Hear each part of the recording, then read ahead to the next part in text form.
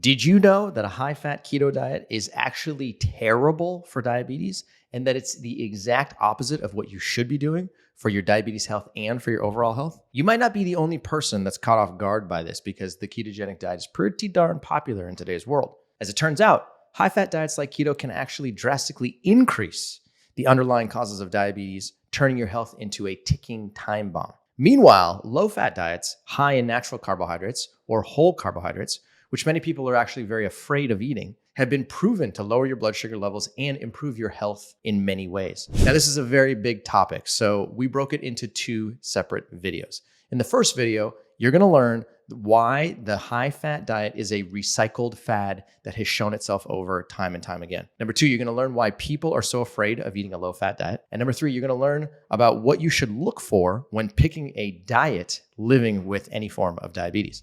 Now, when it comes to diabetes, choosing the right diet can completely change your life from the inside out. So make sure to watch this video all the way through because we got some really good nuggets towards the end. Hey, for those of you who don't know me, my name is Cyrus Khambatta, and I have a PhD in nutritional biochemistry. Now, I've been living with type 1 diabetes since the year 2002, and my co-founder Robbie and I created Mastering Diabetes to coach people to reverse the underlying cause of high blood sugar, otherwise known as insulin resistance, using simple and easy to understand secrets that can dramatically increase your overall health. The question is this: are you ready to master diabetes? Now, the most popular global diet trend of the past decade is without question a low carbohydrate, high fat diet known as the ketogenic diet. Now, low carbohydrate diets in general include foods that people love to eat, like bacon and steak and dairy products and coconut oil. They're also backed by some pretty persuasive claims, like the claim that eating fat can actually make you lose weight and suppress your blood glucose at the same time. Now, high-fat diets have been popularized as a way to lower insulin requirements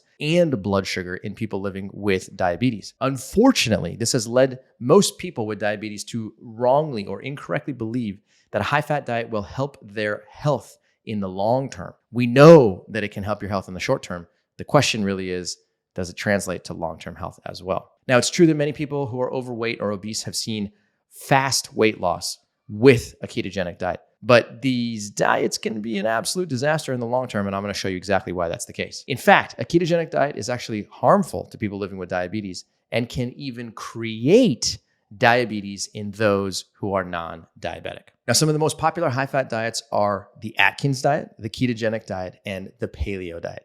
These diets include a lot of high-fat meats like bacon and beef steaks, as well as cheese, coconut oil, heavy cream, butter, ghee, lard, and they absolutely condemn carbohydrate-rich foods like fruits and potatoes and whole grains and rice. Now, there's a few good things about high-fat diets that are actually worth mentioning. Now, almost all of these high-fat diets, including the Atkins diet, the paleo diet, and the ketogenic diet, focus on reducing your intake of processed foods, of simple sugars, of additives, and of artificial flavors. And all of those have been documented to increase your risk for premature death or all-cause mortality. Now, people simply don't want to believe that high-fat diets are associated with an increased risk of premature death, but that's what the research shows. There's a strong body of large-scale epidemiological research, which analyzes the effect of eating meat and fatty foods and animal products in general. And these studies analyze what happens to tens of thousands of people over anywhere from 5 to 20 years, and definitively demonstrate time and time again that more meat means more type 2 diabetes, more weight gain, more cardiovascular disease, and an increased risk of premature death. No matter how you slice it, the more animal products these study subjects ate, the higher their risk for all-cause mortality and death from chronic disease. Now, the central complication in diabetes is an elevated blood glucose level, also known as a blood sugar level. This is what causes the initial symptoms of diabetes and causes the initial diagnosis in most cases. And the symptoms include polyuria, which is excessive urination, polyphagia, which is excessive hunger, and polydipsia, which is excessive thirst. But these elevated blood sugar levels are actually caused by another condition. That condition is called insulin resistance. And when your blood glucose levels go up, the beta cells in your pancreas manufacture and secrete insulin. And insulin is a signaling molecule that knocks on the door of cells inside of your liver and muscle primarily and to say, hey, there's some glucose in the blood. Would you like to take it up? But if you've developed insulin resistance due to the accumulation of excess dietary fat, especially saturated fat, in your liver and in your muscle, then the ability of insulin to communicate with these cells and knock on the door and say, hey, there's glucose in the blood goes down. As a result, glucose in your blood gets trapped. It's a metabolic traffic jam of sorts, and it prevents the glucose from finding an exit path. Your blood glucose levels then rise, and this then signals a hyperglycemic state, which then can set the stage for diabetes down the road. So if it's been documented in the scientific literature that eating a high-fat diet can induce insulin resistance inside of your liver and inside of your muscle, then why would people do it? Does it even make any sense? And the truth is that people do it and eat a ketogenic or high-fat diet because it is a rapid biomarker improvement tool. It tends to be a very rapid weight loss tool and a rapid blood glucose lowering tool. Now, high-fat diet can certainly produce weight loss quickly. I know that, and many people who are eating a ketogenic diet experience that on a daily basis. But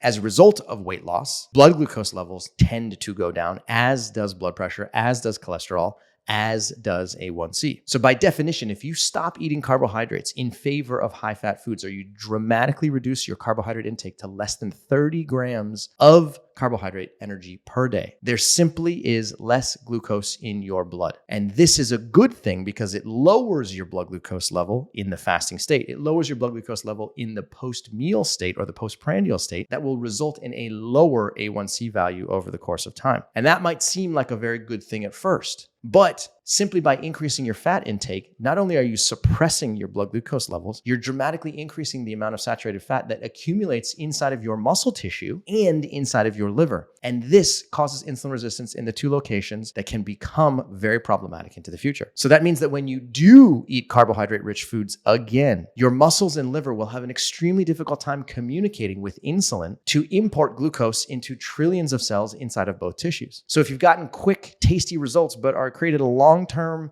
ticking time bomb for your future self, then you may have a problem. That's why the actual answer is a specific type of low-fat diet, and one that takes the good parts of the paleo diet and the keto diet and the Atkins diet and combines them with a diet that's rich in high carbohydrate foods like fruits and vegetables that have a very high quantity of fiber and micronutrients. Now, we're going to get into the details of these secrets right now, but even a two-part video can't really capture everything about this type of lifestyle. For more information, click below to subscribe to this channel and hit the notification bell so that you'll know when new videos are ready. Now, when you pitch a high-carb diet for people living with diabetes, you likely get a few strange looks. After all, this is literally the exact opposite of what people have been told to eat for decades. And yes, there's some potential problems with a high-carb diet if you don't do it right. That's why it's important to make sure that you're eating the right type of high carbohydrate, low fat diet. Now, first, let's talk about your blood glucose levels, because many people are afraid of a low fat diet because low fat is actually code for high carb. Now, most people living with diabetes are terrified of eating high carb foods because when they do, and they eat as much as one carbohydrate rich food like a banana or a potato or even a peach, guess what happens? Their blood glucose goes high. Then they say, Cyrus, Robbie, I can't eat a high carb diet like you tell me because when I try, my blood glucose goes high. Look, I can prove it to you. But what they don't realize is that the inability to metabolize carbohydrate is just a byproduct of living in an insulin resistant state. What this means is simple. The real problem is not caused by the carbohydrate rich food at all. The real problem is caused by the excess accumulation of saturated fat that has accumulated inside of your liver and muscle over the course of time. There's a cause and effect relationship that must be understood properly. The cause is a high-fat diet that has created a state of insulin resistance in your muscle and liver and lowered what's known as your carbohydrate tolerance. The effect is that when you eat food containing a significant amount of carbohydrate energy, your blood glucose goes high. It's not the banana's fault. It's not the potato's fault, and it's not the peach's fault. Another reason that people are afraid of eating a low-fat diet is that there's a misconception around the glycemic index. Now, the glycemic index is simply a measure of the speed at which blood glucose increases after ingesting a single food containing carbohydrates. It's a very helpful tool if you're living with diabetes because you're able to understand which foods will cause high blood glucose levels and by approximately how much. Now, the glycemic index is a measure of a single food, but that doesn't take into account that most people actually eat multiple foods at the same time, and that actually slows the speed of carbohydrate absorption.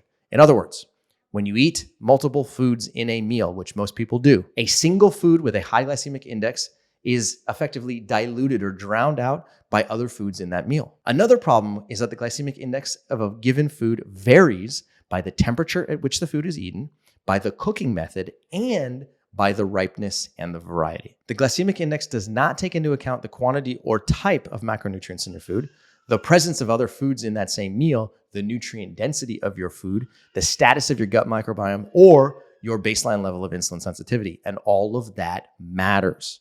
Now, foods can be listed as either low glycemic, which is 55 or less, medium glycemic, which is 55 to 69, or high glycemic, which is 70 to 100. Now, if you eat a food that has a medium or high glycemic index, that doesn't necessarily mean that it's unhealthy. Low-fat whole grains are a perfect example.